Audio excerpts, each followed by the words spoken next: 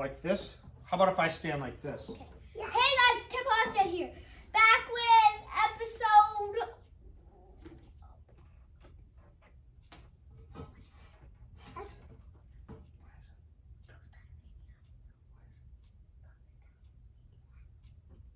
We're trying to figure it out.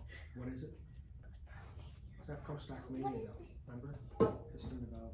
Piston and valve clearance. Sorry guys. So now you gotta start over. Hey guys, Tim Austin here. Back with another episode of Piston and valve clearance. Wow, that's a lot to say, isn't it? What do you say, Elena? Can you say hi? Hi everybody. Good. Here I am, right here. She's right here. Yep, she's hard to see. Say hi, Mom. Hi, Mom. See, I'm right here too. I'm in Daddy's glasses. Nice. So we're practicing a video, but now we're back on it. So what we're gonna do is piston to valve clearance. Now there's two ways to do that. There's a dial indicator method and there's the clay method. You know, I don't know, some people say the dial indicator is the best way. Some people believe clay. We're gonna do piston and valve clearance. Right, we don't wanna be whacking those pistons into the valves, and that's when you're gonna see it. It happens on the exhaust stroke when that piston's coming out to push those exhaust gases, and it's coming up and that exhaust valve is closing and it's chasing it, and then it cuts up to the top dead center and starts to come back down, and now as it's coming back down, that intake valve is opening, drawing in that fuel and air, and that's where you get that overlap time, that period when they're both open at the same time. That's when the piston and the valve clearance is the closest, about 10 degrees before and 10 degrees after.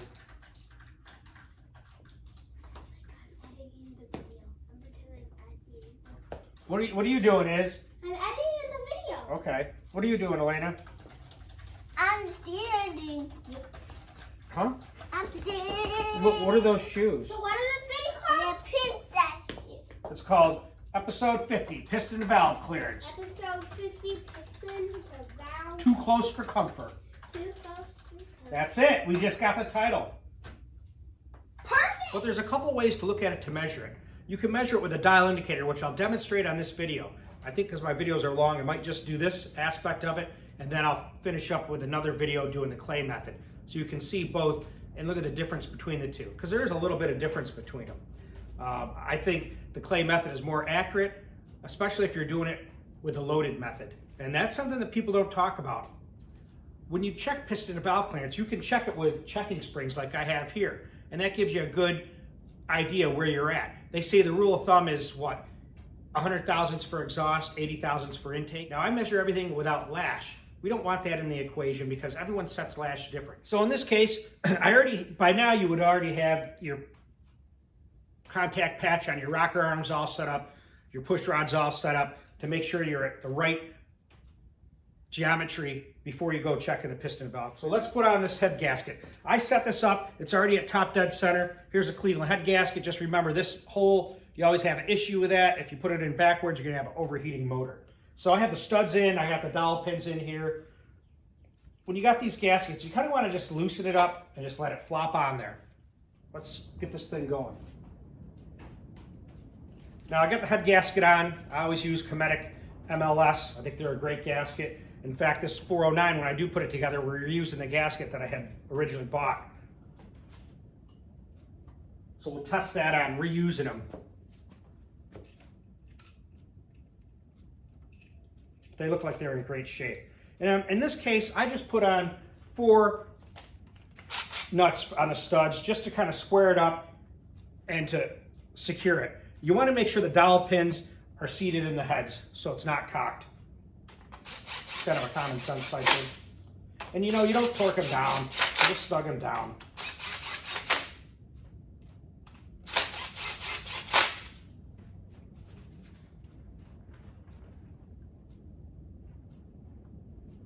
So here's the push rods I'm using. Now these are Smith Brothers. These are 3/8 by 145 thousandths, 8/500. And I had to go longer because the exhaust valve itself is a little longer than this valve I had run before because it's a titanium exhaust valve, and it needs a lash cap. And those lash caps are 60 thousandths. So I had to change that geometry. And when you're doing this, you want to make sure that you got the push rod seated in the cup. Don't go cranking it down without that. That'll be a new experience for you.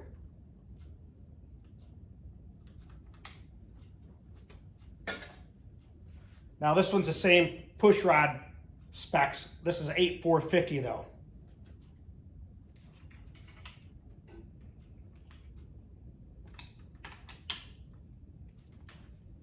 Zero lash to me, snug it down, and you want to make sure it's at top dead center on the compression stroke. And I just snug it up until the push rod just barely turns, where I could just turn it.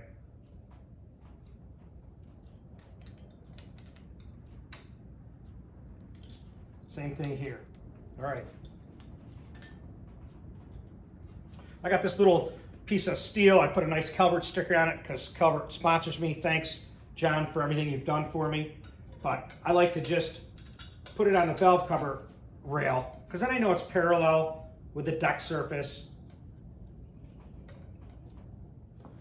So here's what I have for a dial indicator set. It's the basic stuff. I got this from that Benchmark Bob, a cool dude. Well, a couple things to remember. When you're checking this, you want this to be 90 degrees in line with the rocker arm stud and the valve tip.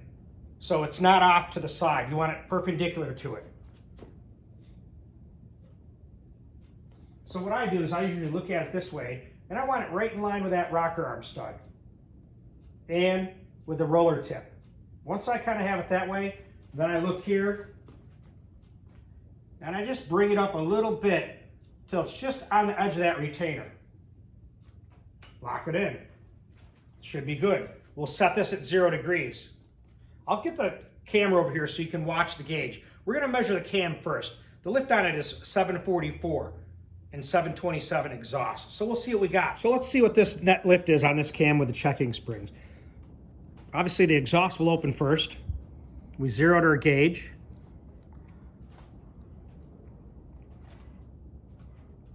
Now we're coming up 100 thousandths, 200 thousandths, 300 thousandths, 4, 5, that's 6.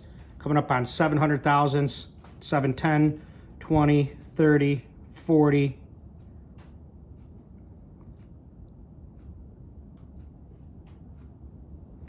751.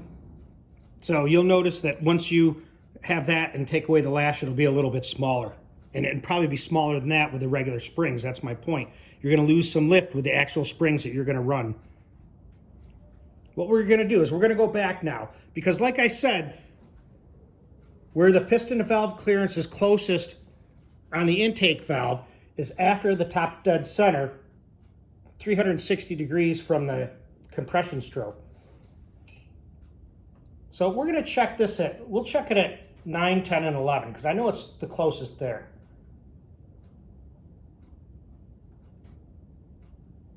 So that's it, 9 degrees after top dead center. Let's zero our gauge.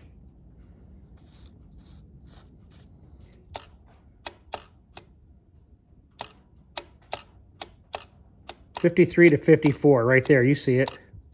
And then I'll check it again. Let's go to 10 degrees. Now I mapped all the way out from 1 to 20 degrees in both intake and exhaust to kind of see the pattern of where it was closest.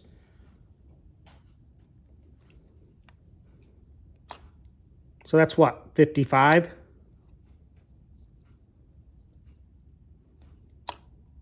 54? Give or take. We'll call it 54.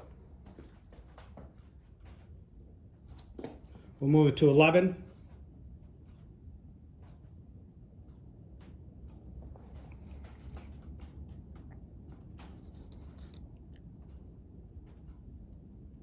Zero the gauge.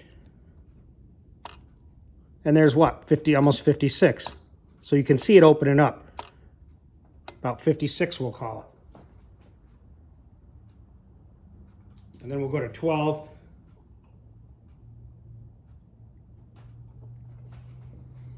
Zero our gauge.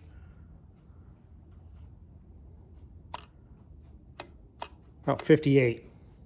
Oop. Let's check it one more time. 57 it is. Now, why did Rody get 62 thousandths and I got 56? Could it be the ambient temperature? It's possible. But I know I've been running this combination through the traps at 8200 with that much valve clearance. So I know once I add the lash, you add 22 to that, that's 57, 67, 77, 79 thousandths. So, and that's with the checking spring. So I know I'm okay. Let's see what the exhaust says. So now we're set up on the exhaust valve here. I got this perpendicular with a rocker arm, stud, and valve stem. We're at 0 degrees. We're at top dead center compression. Let's turn it over and see what the max lift is. It should be 727. Now we know it opens first. So there's 100 thousandths. 2, 3, 4, 5, 6, 7, 7, 10, 20, 30, 735. Take away the lash. Now your cam's not as big as you thought it was. The same thing if you have the loaded setup with the regular valve springs and push rods. It's going to be less.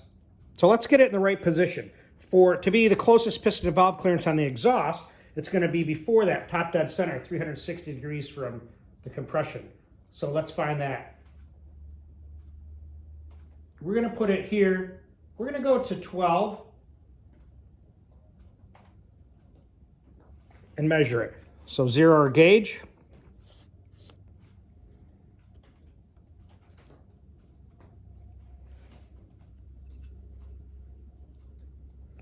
That's what, 95, 95. We'll call it good. So let's put that down. We'll go to 11.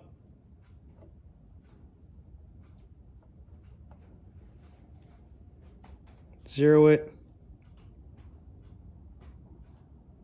Measure it.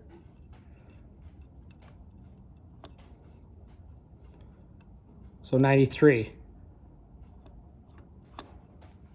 Write it down. Go to 10.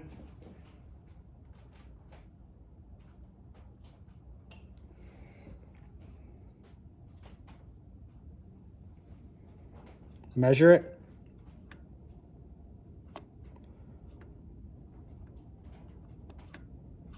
About 92. We'll go to 9 degrees.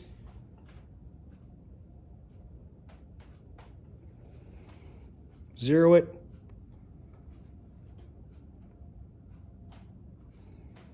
Measure it. About 93 degrees. We'll go to 8 just to see what it says here. Let's see. 8.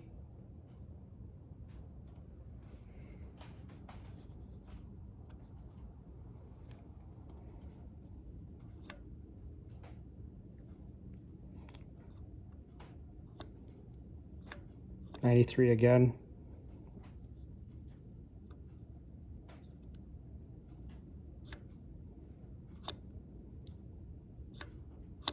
So 93, it's off a little bit. Whether it's 93 or 94, it doesn't matter. 53 to 54 on the intake, 92 to 94 on the exhaust with a dial indicator. At this time, it's all set up in a loaded fashion, meaning it's all assembled with the regular valve springs that I'm going to be using, the rocker arms, the push rods, obviously, everything's set up at 0 lash. Now I'm going to rotate it over and I'm going to check and see what the net valve lift is. Now remember, it was 751 with the checking springs. And it'll give you an idea how much you lose through deflection. Ratio comes out, this is the 173 Yellow Terra. Now one of the reasons that I'm measuring it like this being loaded is for the mid-lift theory. I'm going to try to make a video on that. And for that, you need it to be loaded with all the regular valve tray that you're going to be using. And then you check it at mid-lift. So you find out what the net lift is and then divide that by 2. And that's how you set it up. And the theory behind that is at that amount of mid-lift, you should have a perpendicular line between the trunnions here, coming across here, and in line with the valve stem. And I'm going to demonstrate that. Got to thank Russell Saliba for that. He's the one that gave me the tip, which you'll see soon. Let's check it out. Now when you're doing this, with it being loaded, you don't have all the valves with rocker arms on them. So it's going to be tough to turn over, and it also can get away from you. So you got to be careful when you're turning it over. So let's see what we got.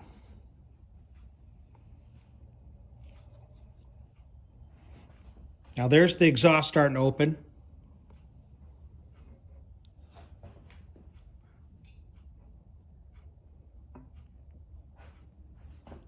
And here's the intake. So there's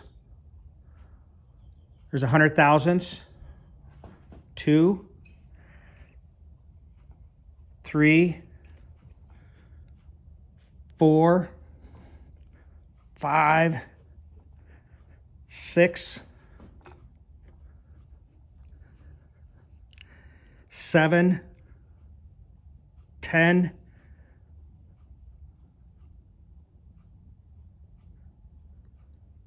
7, 16,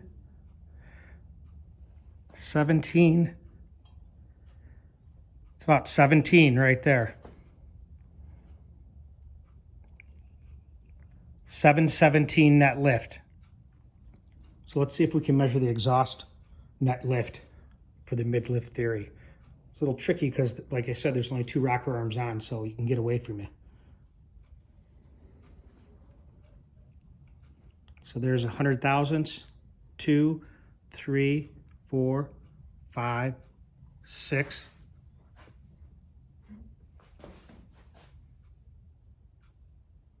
That's 7.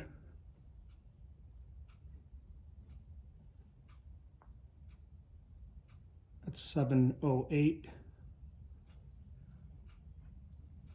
About 708. All right, guys, there's my take on piston and valve clearance. You know, it's not rocket science like I always say. If you look on the internet, you'll find lots of videos about measuring piston and valve clearance. The reason I did it and want to put it on my channel is, for one, I need to know it.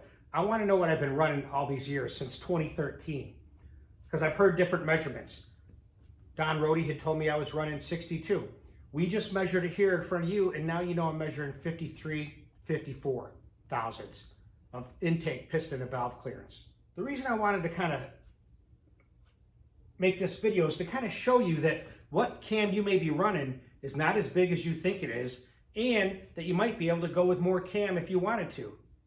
I think that's why some of the fastest racers out there probably have the closest piston and valve clearance, because they're optimizing that quench, that cylinder pressure. With that piston coming up, it's as close as it can be before it hits and causes damage. So that's kind of running on the ragged edge. Now, one thing I will say, with this being 54 thousandths of piston and valve, I've been running this thing at 8,200 through the traps since 2013.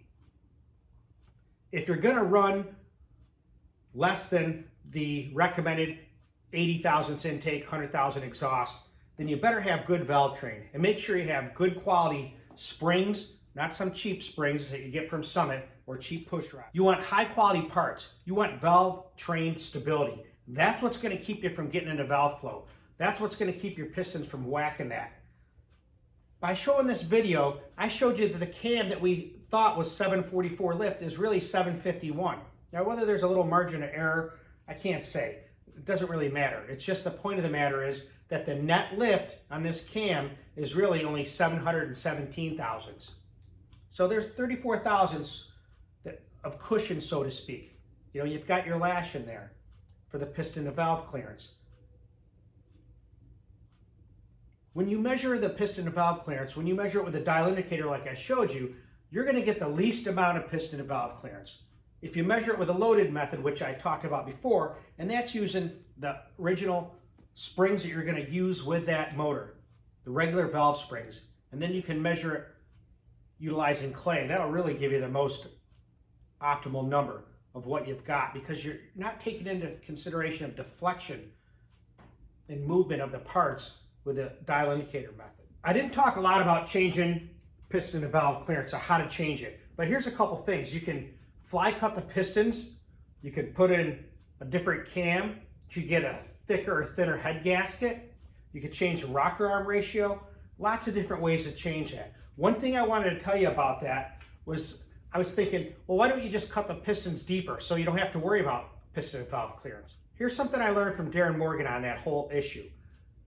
If you fly cut the pistons too deep, so you have plenty of clearance, and you go ahead and run your motor, what can happen is you run the risk of having a pre-ignition situation. Because what happens is that valve pocket in the piston, if you cut it too deep and you have too much clearance from the valve to the piston, you can set up a secondary combustion chamber, which leads to pre-ignition and detonation. That's one of the risks of running too deep of a valve pocket. So you want it just the right way. Like I said, too close for comfort or just right for the fight.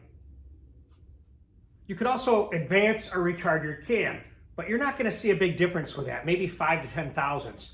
Remember, if you advance your cam, you're going to make it closer on the intake to piston and valve clearance. If you retard it, you're going to gain some distance there. You can also change your valve lash, but you're not going to see any big difference with that. But you can make your cam bigger or smaller. If you tighten up the lash, it's going to be a little bit bigger. If you loosen up, it's going to be a little bit smaller or act that way. Haven't seen a lot of big changes in lash. I kind of try to look at things in a different manner, measuring it both with the dial indicator and with the clay method. You know, Jason Murphy told me the clay method is the way he always measures everything, and that's what he does. He's got a lot of experience building Clevelands. I've talked to some builders, they never even knew what the loaded method was if you wanted to check piston and valve clearance like that. So lots of different knowledge bases of who knows what on this channel. So I'm glad you guys are here. I don't know all the answers, but if I can find an answer to a question, I'll look for it. I want to appreciate you guys tuning in and wishing my daughter Elena happy 6th birthday. She was ecstatic over that, seeing the comments that people recognized her in her birthday. I appreciate that. You know, I want to give a shout out to all my subscribers and the guys who have been watching my channel, where the last video I put up with the secret A3 head, that got a lot of controversy just in the title, because I said it was the rarest Ford head ever made. You know what? Rarity is defined by the person or the public, whoever wants to think it's rare or not. Rare means uncommon. In my opinion, that was rare, so that's why I titled it that. That DragBoss build is coming right down the pike.